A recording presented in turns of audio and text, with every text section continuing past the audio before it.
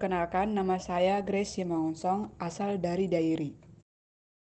Perkenalkan, nama saya Triana Septiani, NIM 122220144, asal dari Sumatera Selatan, Palembang.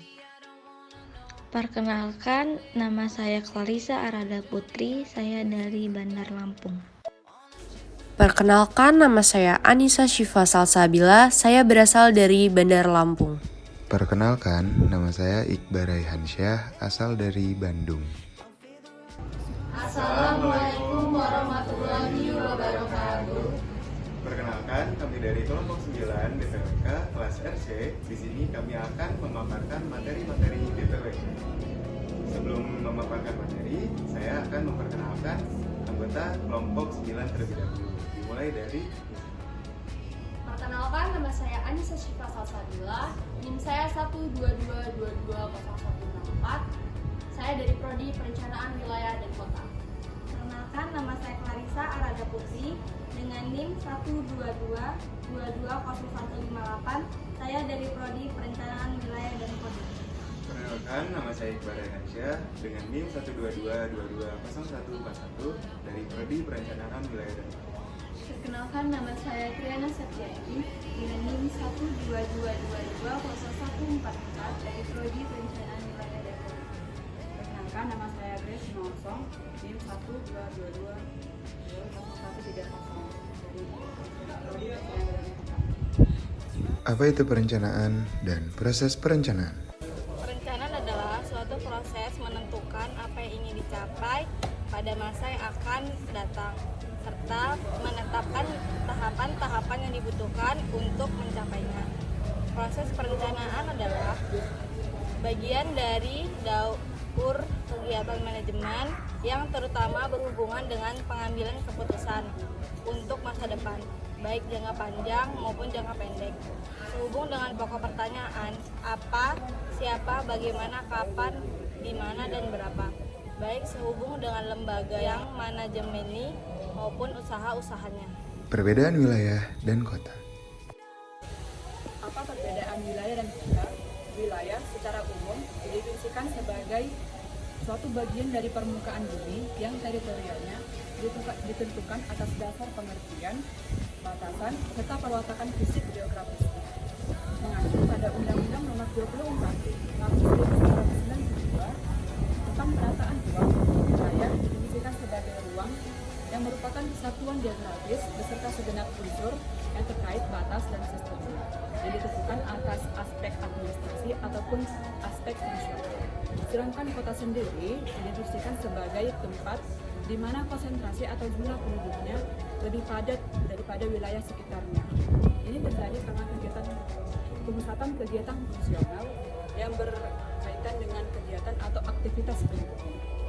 Dengan ungkapan yang berbeda, definisi kota yang lain adalah suatu permukiman dengan berpenduduk yang lebih besar, luas areal terbatas, bersifat non-agraris, kepadatan penduduk relatif tinggi, dan cenderung bersifat ekonomis, individualis, ataupun rasional. Perbedaan substansi, ruang perencanaan wilayah dan perencanaan kota.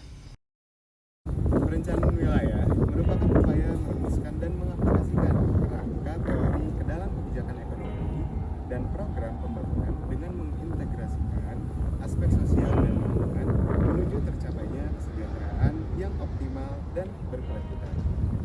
Yang dimaksudkan untuk melakukan perubahan menuju arah perkembangan yang lebih baik bagi suatu komunitas masyarakat, pemerintah, dan lingkungan dalam wilayah dengan memanfaatkan atau mendayagunakan berbagai sumber daya yang ada dan harus memiliki orientasi yang bersifat menyeluruh, lengkap, tetap, dan kaderisasi prioritas.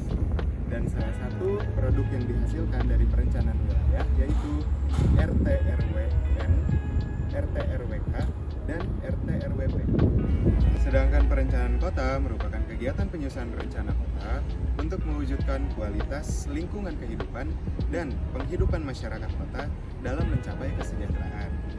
Perencanaan kota pada masa lalu lebih diarahkan pada perencanaan fisik dan estetika, sedangkan pada masa kini mengarah pada pembangunan perkotaan secara sosial, ekonomi, atau aspasial. serta penyusunan rencana pengelolaan kawasan perkotaan yang dapat mengintegrasikan rencana tata ruang dengan rencana pembangunan daerah guna pengembangan kawasan perkotaan yang lebih baik.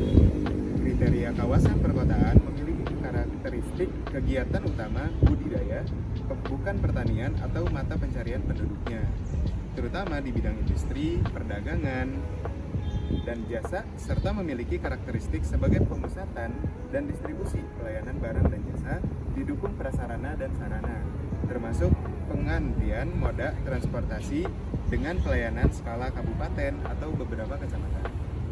Salah satu produk yang dihasilkan dari perencanaan kota yaitu RTRK, RDTBK, BWK atau BWP, dan RTBK. Aspek keprofesian dan peluang kerja di masa depan.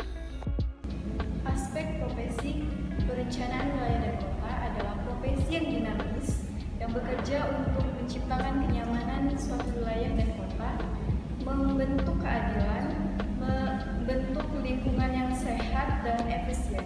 Berencana dimungkinkan untuk kompeten warga negaranya berperan aktif dalam menciptakan masyarakat yang berkualitas dan lingkungan yang harmonis. Selanjutnya, apa sih prospek kerja dari lulusan perencanaan wilayah dan kota? Yang pertama, di instansi kepemerintahan. Kita bisa bekerja sebagai bapeda, pemerintah dalam negeri, dan pemerintah luar negeri. Kita juga bisa bekerja sebagai dinas tata kota, Kementerian Perencanaan Pembangunan Wilayah. Selanjutnya, instansi keuangan. Kita bisa bekerja di bank, di koperasi, dan instansi keuangan yang lainnya. Selanjutnya, di instansi swasta, kita bisa bekerja sebagai konsultan, kontraktor, dan LSM, yaitu lembaga swadaya masyarakat. Jelaskan contoh isu yang bisa diangkat menjadi kajian dalam PWK. Kali ini saya akan mengangkat permasalahan kemiskinan di perkotaan. Urbanisasi adalah meningkatnya jumlah penduduk miskin di daerah perkotaan. Sehingga masalah kemiskinan di perkotaan merupakan masalah krusial yang dihadapi di kota-kota di Indonesia. Yang paling mudah dan terlihat jelas yaitu kemiskinan di perkotaan adalah kondisi jutaan penduduk yang hidup di pemukiman kumuh dan liar. Kondisi kekumuhan ini menunjukkan permasalahan sosial dan ekonomi. Krisis ekonomi meningkatkan angka kemiskinan di daerah perkotaan. Di bawah garis kemiskinan meningkat secara signifikan dari 7,2 juta menjadi 17,6 juta. Dari jumlah penduduk pada tahun 1998. Meningkatnya jumlah penduduk miskin ini disebabkan oleh krisis ekonomi yang terjadi pada tahun 1997. Masalah kemiskinan ini merupakan masalah yang mendesak tidak hanya di tingkat kota tetapi juga merupakan masalah nasional.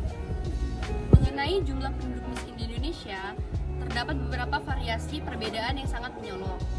Data kemiskinan yang disusun oleh BPS menyatakan terdapat sekitar 36 juta orang, sementara menurut laporan ADB, pada awal 2005 setidaknya ada penambahan jumlah orang miskin akibat tsunami di Indonesia sejumlah 1 juta orang.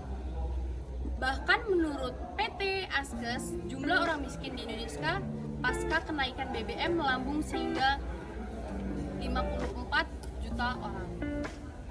Sementara menurut Menek PPN, Kepala Bappenas, angka telah meningkat sekitar 60 juta orang.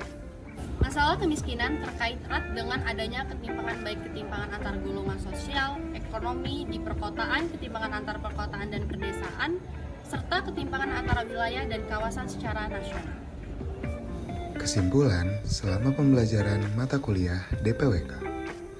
Kesimpulan yang telah kami peroleh selama kami mempelajari dasar perencanaan wilayah dan kota adalah kami memahami ilmu dasar dalam perencanaan wilayah dan kota mulai dari segi konsep, perbedaan antara wilayah dan kota, serta kami mempelajari bagaimana cara kami berinteraksi dengan masyarakat sekitar, serta kami juga mempelajari bagaimana cara membuat sebuah presentasi yang baik dan benar untuk dipublikasikan kepada masyarakat.